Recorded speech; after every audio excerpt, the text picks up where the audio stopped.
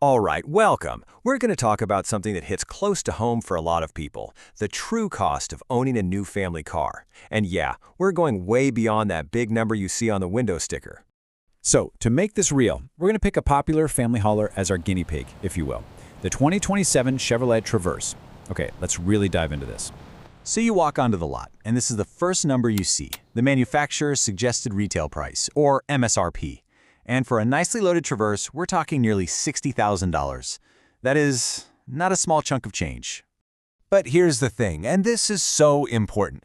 Is that the real number? The number you'll actually pay over time? Spoiler alert, the sticker price is just the tip of the iceberg. The total cost is way, way bigger. All right, let's start with the fun part. What exactly are you getting for that sticker price? Let's break down what you're actually buying with a vehicle like this Traverse. Okay, so here's where it gets interesting, because you're always looking at a trade-off, right? On the one hand, you get this fantastic, vast inner space. I mean, we're talking about a third row that actual adults can sit in without complaining. That's a huge win. But there are compromises. Reviewers point out things like a kind of coarse-sounding engine, and, some of the interior trim feels a little plasticky. So what's making it go? Under the hood, you've got a new turbocharged 2.5-liter four-cylinder engine, and it's putting out a pretty healthy 328 horsepower. So yeah, it's got more than enough oomph to get a fully loaded car full of kids and gear up to highway speed. And this is a big deal for a lot of families. It comes with a standard trailering package. That gives it a max towing capacity of 5,000 pounds. So you're thinking, a small boat for the lake, maybe a pop-up camper for a weekend getaway, it can handle it. So the bottom line here, what the experts are saying, is that you're paying for a super capable, comfortable machine that's laser-focused on the family. It does its main job really, really well. But, and you knew there was a but, owning a car doesn't stop the day you buy it. Okay, now we get into the stuff that sneaks up on you, the hidden costs. And the first major bill you're going to get hit with right after you buy the car is insurance. For a lot of people, this can be a real shock to the system. And to really wrap our heads around this, we have to change how we think. It's not about the purchase price. It's about the total cost of ownership. This is the whole shebang, everything you pay after you drive off the lot. We're talking insurance, gas, maintenance, and one really, really big one that we'll get to in just a minute. Okay, so how much are we really talking about here? Well, according to recent data, the average annual cost for full coverage car insurance in the U.S. is $2,697. Think about that. That's over $225 a month on top of your car payment.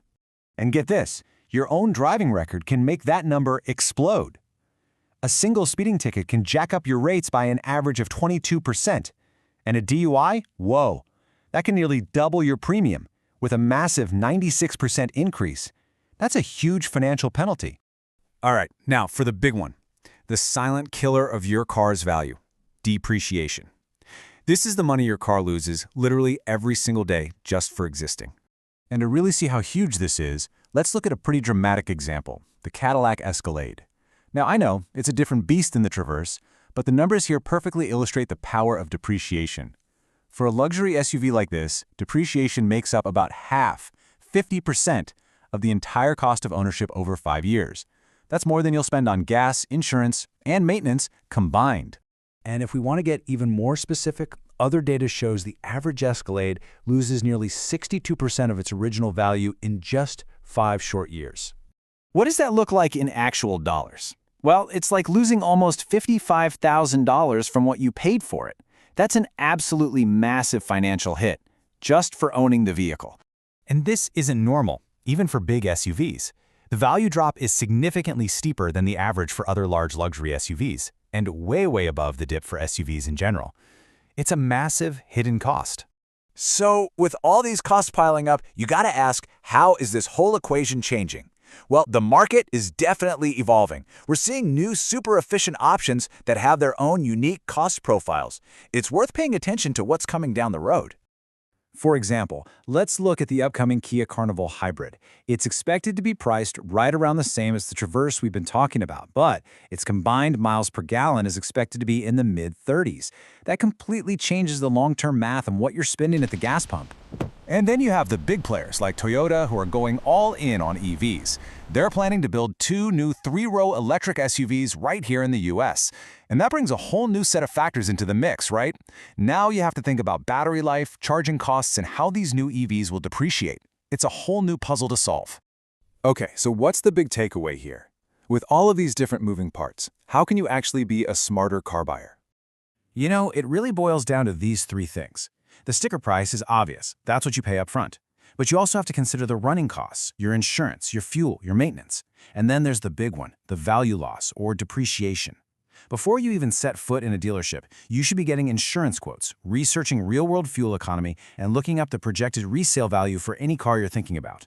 Knowing these 3 numbers is what gives you the real power. At the end of the day, remember this. The best car for your family is the one that fits your lifestyle and your long-term budget. Seeing that full financial picture isn't just about being a smart shopper. It's about making sure the car you fall in love with today doesn't turn into a financial headache tomorrow. So the question you have to ask yourself is, when you go to buy, will you focus on the car of today or the asset of tomorrow? It's a really critical distinction, and getting it right could save you tens of thousands of dollars. Thanks for tuning in.